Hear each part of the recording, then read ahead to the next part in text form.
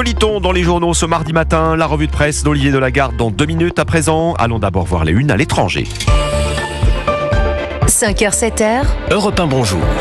Avec votre revue de presse internationale à 7h moins le quart. Nous sommes d'abord en Turquie. Bonjour Jeanne Joulot. Bonjour à tous. Vous êtes à Istanbul pour Europe 1. Jeanne, de quoi parlent les journaux turcs? De l'augmentation de la consommation de drogue dans les zones sinistrées par les séismes de février 2023.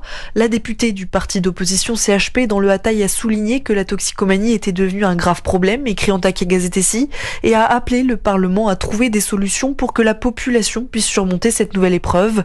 La pauvreté, les traumatismes liés au séisme ainsi que les problèmes de sécurité dans la zone sont en grande partie responsables, écrit Kurtuluş Gazetesi. Le problème, c'est qu'il n'existe dans le Hatay plus aucune unité en charge de lutter contre la toxicomanie et les malades sont ainsi livrés à eux-mêmes.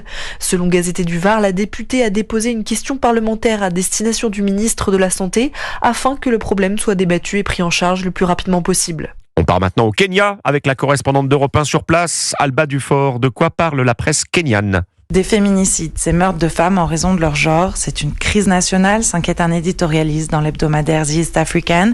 Un chiffre a choqué le pays, rappelle la chaîne NTV.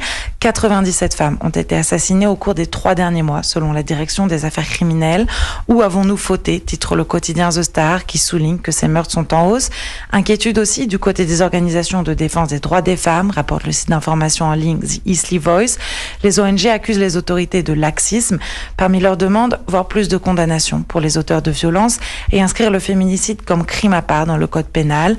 Le président William Ruto s'est engagé à prendre plus de mesures, nous apprend le site Citizen Digital.